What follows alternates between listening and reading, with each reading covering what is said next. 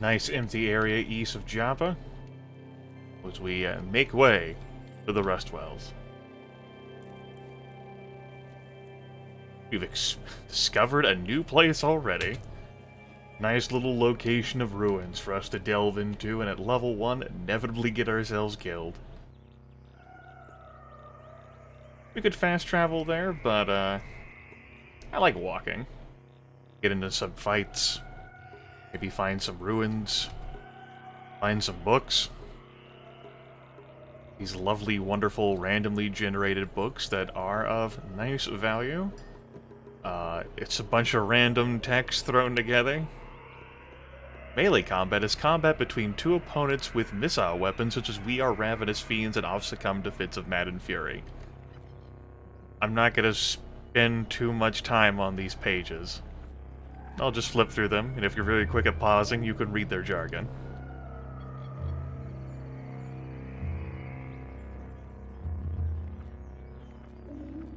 Good stuff.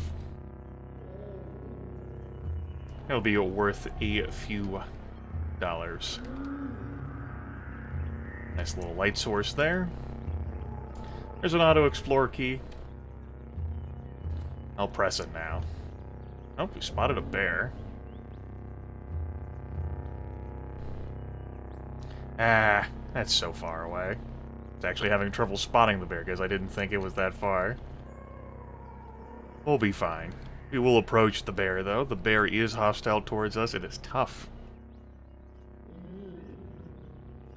That lovely little nice nursery rhyme. Now, we don't want to be attacked by the bear. The bear is powerful. We're going to make nice use out of our weak freezing hands ability. And keep our distance from the damn bear. Because at level 1, with the gear that we have, fighting this bear in melee combat is a tough ask. But freezing hands will get the job done. Nice short cooldown timer on it. And we can outpace this bear. Bear doesn't really heal up much of anything. And sooner or later, we will be victorious. We even froze the bear there, so we could have gone to engage the bear in melee. We lowered the bear's temperature so much. There we go, 150 experience points. Not too shabby. Doesn't seem to be anywhere else to explore. No, indeed there does not. I like to do auto-explores for, like, areas that have lots of vision-obscuring elements. It also got dark. Doesn't look like there's a stairwell down. Nope. Got a bear killed. Got a few books. Move on. Rhinestalk and water vine we walk past. Pick up a few vine wafers as we go. Some glow pads out there and dragonflies. I'll take the time to harvest vine wafer. Won't horrifically go out of my way, but it's of value to me right now.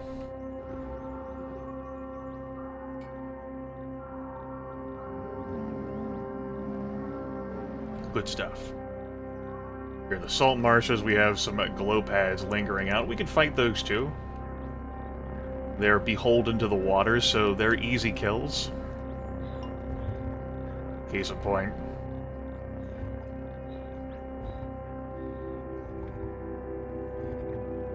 Glow pad unfroze there. Attacked us violently. Badly wounded. We got 10 XP for our trouble. Wasn't really worth our time. I know we're not too far from a level, but... wasn't even a challenge. Let's just keep the party bus rolling. Daytime once more. And we have a croc that I mistakenly and foolishly walk close to. We'll sprint away. A little bit of extra movement speed, but it does lower the dodge value. Sprint also has a considerable cooldown timer. Did a nice job freezing this poor croc. Level ourselves up. 6 hit points, 82 skill points, as well as a mutation point. We'll invest this mutation point into freezing hands already. 2d3 plus 2 damage. Yeah. Skill points, we'll hold on to these for the time being. give some thought as to how specifically I want to invest them. Whether I care enough about cooking and gathering. We don't have to make a beeline for combat skills right now, because I do have freezing hands, and that's gonna support us for a long time. A ranged weapon that can't break, that has a limited cooldown, unlimited ammunition, slows down enemies. It's good stuff. 75 XP for that. So you already have a nice bit of difference there on that extra D3 of damage. We could line up multiple of these adorable little enemies, glow pads and glowfish, to take nice shots, but I'm just gonna let them be. And we are hungry. See that we have the opportunity to make a camp. And we'll just cook some random things. And that feeds me. Something with the changes that have been made to the game since I last played it a few years back is that food really isn't an issue at all. Thanks to just being able to cook and whip up a meal. We don't even have, like, the cooking and gathering. Like, we're not preparing recipes of special items for buffs. We're just feeding ourselves. No problem at all. All because we have the power to make a camp. Thanks to being a wayfarer. Yeah. So, food being an issue? Pfft, whatever. We'll bag some vine wafers as we go. And keep heading further east.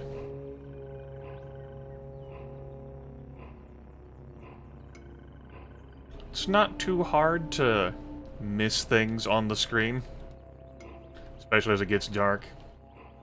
You know, there's my log there, there's enemies milling about. There'll be plenty of times I'm sure I'll bumble past some valuable prize. I don't consider vine wafers to be that. Or bumble straight into an enemy. Chitinous puma, huh? There sure is. Ooh, that is not an enemy I want to see right now.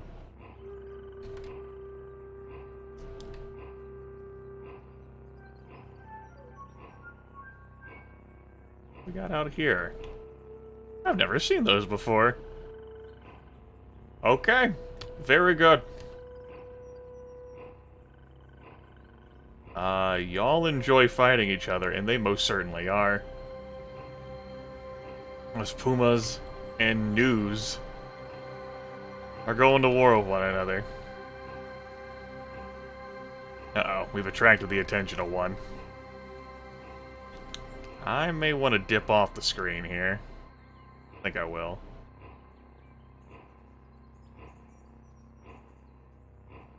Enemies can follow you off screen. That puma did. We juked back into this zone. Near the Rusty Desert Canyon. Salamander gained a level from this grand, like, orgy-porgy over here. Got a Salt Hopper.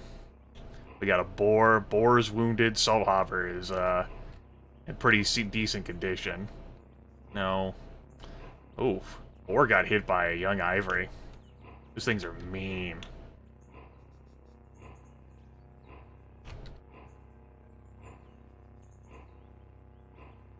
Salt Hopper still sprinting?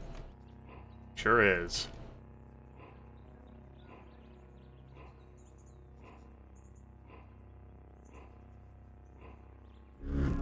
Now we're level 3. Hooray! We got ourselves an attribute point, which I will invest into toughness. And we have another mutation point that we can't dump into freezing hands. Right now, we'll dump this into... we'll put it into heightened quickness. Give me a little bit of extra quickness. 164 skill points to spend. I will keep holding on to them. I'm going to save up a whole bunch to grab dual wield. That's my goal. I don't care so much about butchery and cooking right now. Salamander corpses, glow crows. I'm used to aquamaxes.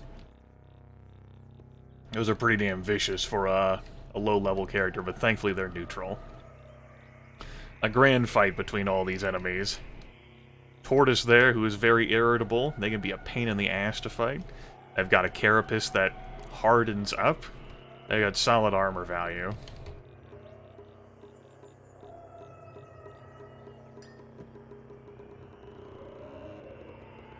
You can see that I'm having trouble just penetrating the tortoise's armor. And then the carapace, a titan there. Just walk away. Kill with my freezing hands. No problem. We've now discovered a shrine. I've never found so many things on my way to the Rust Wells. Okay. Apple farmer. Eat. Alright. There's some kudzu around. How's it going? Alright, live and drink, my friend. Stupid fence.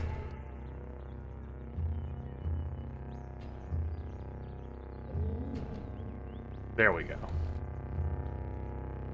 It's good to get through that fence. Get them away.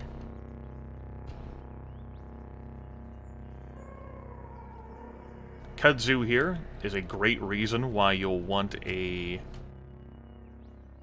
ranged weapon in this game. Kudzu will rust your equipment with its fronds. Gotta be careful.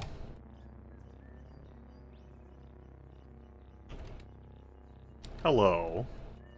Giant amoeba. There we go. Bunch of slime.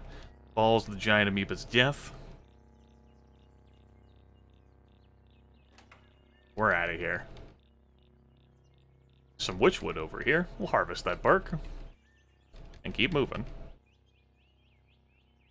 Slime-drenched desert canyon. Bunch of gold crows around here, as well as web-toed gold crows. Or glow crows, excuse me. These giant amoebas aren't too terribly dangerous. So I did take a little bit of damage there. We'll regenerate that alright. Jilted Lover. Can be more dangerous than the kudzu, but will not rot your equipment. That's a web-toed salt hopper. Yeah. I can sprint too, asshole. Little sprint off.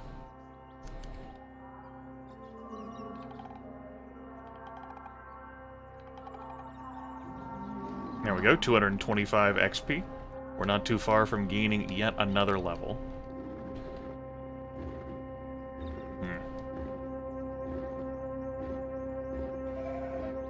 All this damn slime around here. You can slip on that and fly right into enemies, like kudzu. Alright, and some snapjaws. Basically, hyenas. The beaded bracelet, I definitely want that. Come over here. Yeah. These wonderful looking beaded bracelets. They're great. Nice trade good. But that does scale up in value with your ego. Very valuable. Bronze longsword. Let's go ahead and pick up some of this bronze gear. Pick up this longsword and wield this in our upper left hand. And then this long sword, and wield this in our lower right hand. That way if we proc our multiple attacks from our multiple arms, we'll be dealing a bit more damage than just with our fists. Ooh, Snapjaw Warlord. Show off the description of him. Swarming enemies with engraved furs. Neat. Hyena tribesman answer with a bark.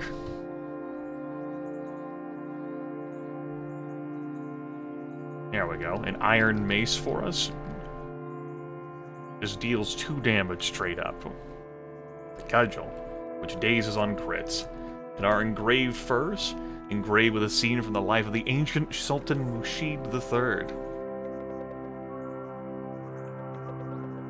Which is a bit of information for us, and because it's engraved, we'll carry it around for now. I will not wear it. We've got an archer over there, Snapjaw Hunter. He gets us to level 4 with another mutation point. Not that many hit points from that level, unfortunately. Freezing Hands, level 3, 3d3 plus 2 damage now. Delicious. Oh. They were lined up beautifully for an attack that unfortunately I had in cooldown. Okay. That's fine. I don't feel like unloading that short bow to grab the arrow within it. It's a bit too input intensive. Another beaded bracelet. For a damn wooden arrow. Hit with our torch. Ooh, we got some goggles here. We've already got a pair, but those aren't too worthless. Witchwood wreath. It looks pretty. Let's wear it. And a bronze mace. Well, quilted shawl over here for some cold resist. Will not be putting that on. Speed spitting vines.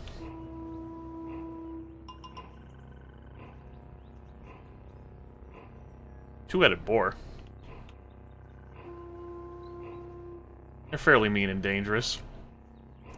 Case in point, shoot through a few of my hit points. You can butcher those corpses if you have the butchery skill. Ah, another damn tortoise.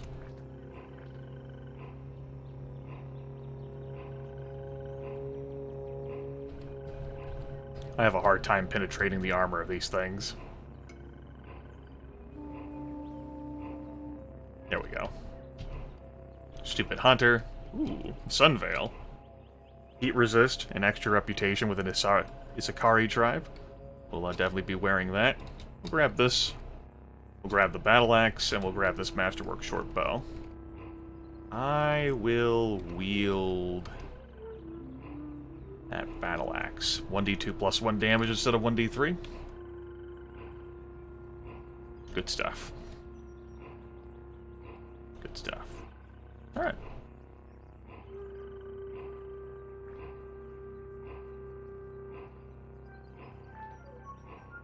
Black robes, whatever. Speed spitting vine, also whatever. Got a feral dog over here. Will not win that fight versus the Equimax, that's for sure. Woven tunic, I don't really care about any of that stuff. Wooden buckler, I don't really bother with shields. Left that Snapjaw behind. Doesn't want to be left behind. We'll go back and finish the job. Salamander over here. Neutral towards us, though. Not too bad.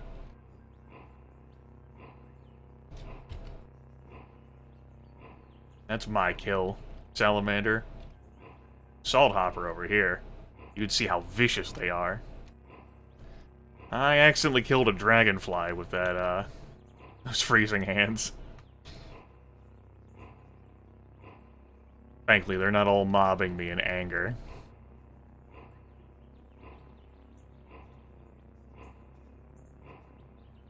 Here we go. Finally reached the Rustwell.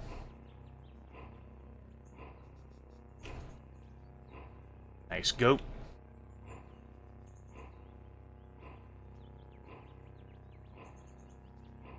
Let's head back. That wasn't like a Rustwell area. No, it was just Desert Canyon.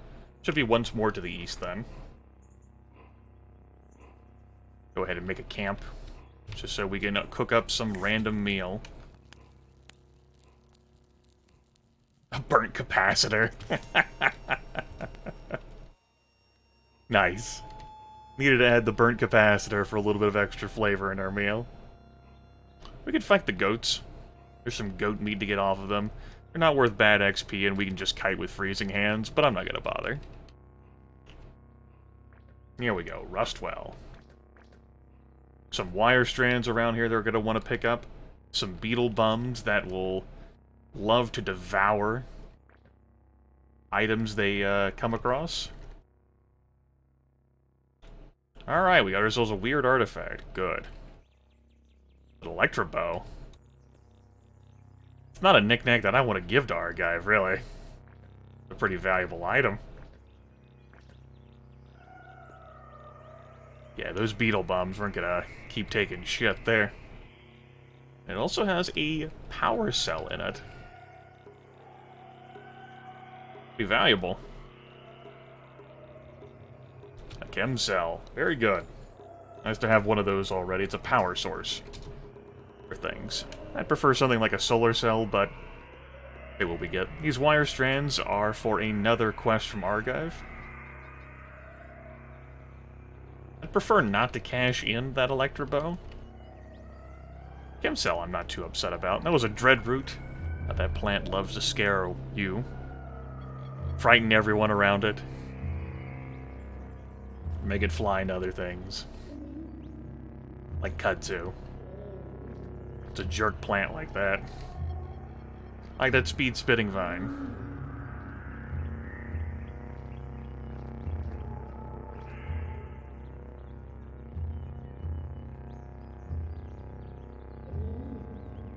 Sappy leech. I hit that dread root and sap exploded out of it.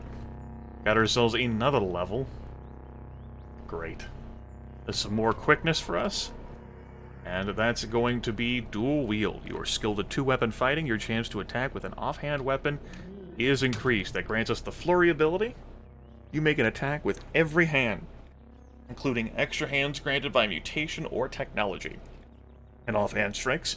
Chance to strike with an offhand weapon increases to 35%. Good stuff. That'll allow us to make solid use out of our various hands. The equipment on them. Good times. Iron Mace, nah. I'm not sure what weapon type I feel like going for now. Probably Axe or Cudgel. Our Flurry ability, that's mapped to number 2. It's got a cooldown attached to it. I will pick up that sap. Pour it into a water skin. See where the road takes us. That's a Slumberling. That's going to be rated either impossible or very tough for me to kill right now. That's definitely rated impossible. We could get that kill. It's going to be worth 550-ish XP. They enjoy sleeping. When you wake them up, though, by getting too close to them or attacking them, they've got a pretty sick charge. They can attack and hit you for quite a lot. That's due to how the combat mechanics work in this game. Depends on like how many times your attack penetrates someone's armor value. And our armor value is not too high, at a 3. I could have increased that by equipping shields or just like heavier armors that I've just avoided. But why don't we end this video by potentially ending this entire series? Fighter's also Slumberling. We deal 9 damage to it. It's fine. It begins sprinting, but falls asleep. That is a limitation of the poor Slumberling. Really enjoys napping, and then you freeze it. Now, while I certainly could approach it to attack while it's frozen, the Slumberling, especially with my equipment and my health and my level, is not something that I'm going to play with by getting really close to. We keep this distance, and we slowly murder this creature. This narcoleptic Slumberling. You see there at the top, it's wounded. Finally badly wounded. Keeps falling asleep, though, and we got 525 XP for our trouble. Just a little bit of work, as one does. Here, the entrance to the Rust Wells, we're going to get more copper wire. And hopefully find more artifacts that I'm okay with giving to Argive. All we need is 200 feet of copper wire. But if I don't find more artifacts, I may just end up cashing in like the Electro Bow and Chem Cell. I don't know. Haven't decided. This is a very eventful walk to the Rustwells. My most eventful one, really, that I think of. Lots of interesting things we spotted along the way, and I'm entering at level... impressive. Level impressive. I'm cool with it. I'll talk to you folks later. Take care.